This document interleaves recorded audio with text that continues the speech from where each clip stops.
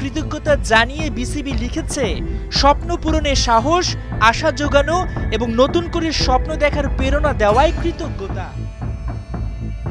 কৃতজ্ঞতা কিভাবে প্রকাশ করতে হয় তা বাংলাদেশ ক্রিকেট বোর্ডের কাছ থেকে শেখা উচিত, কারণ বিগত কয়েকদিনে বিসিবির কিছু কর্মকাণ্ডে আজকের এই ভিডিওটা বানাতে বাধ্য হলাম। আপনারা সবাই জানেন 12 তারিখে চ্যাম্পিয়ন্স ট্রফির জন্য 15 সদস্যের স্কোয়াড ঘোষণা করেছে বাংলাদেশ ক্রিকেট বোর্ড। আমি দলটা ঘোষণা করছি, বিসমিল্লাহির রহমানির রহিম। যেখানে সাকিব আল হাসানকে স্কোয়াডে রাখা হয়নি কারণ হিসেবে নির্বাচক প্যানেল বলেছে যে সাকিব আল হাসানকে তারা অলরাউন্ডার হিসেবে বিবেচনা করে না। সাকিব আল হাসানকে তারা এখন শুধুমাত্র একজন ব্যাটসম্যান হিসেবে বিবেচনা করে। এখন ক্রিকেট শুধু একজন ব্যাটসম্যান হিসেবেই খেলতে পারবেন। সো সিলেকশন প্রসেসে সাকিব আল হাসানের অবস্থানটা ছিল একজন ব্যাটসম্যান হিসেবেই।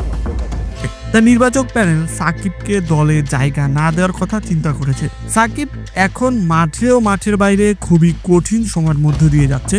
সাকিব আল হাসানের ওপর এখন মনার উপর খাড়ার ঘাও এসেছে বোলিং অ্যাকশনে নিষেধাজ্ঞা, যার কারণে সাকিব কোনো টুর্নামেন্টে বল করতে পারবে না। তাই সাকিব আল হাসান এখন শুধুমাত্র একজন ব্যাটসম্যান। সাকিব আল হাসানকে দলে না রাখার আরও একটি কারণ হিসেবে প্রধান নির্বাচক গাজী আশরাফ লিপু বলেছে যে টিম কম্বিনেশনের কারণে সাকিব আল হাসান দলে জায়গা পায়নি। 2023-এর বিশ্বকাপের বিতর্কিত সেই টাইম আউটের কথা মনে আছে কিনা আপনাদের? মনে না থাকারই কথা।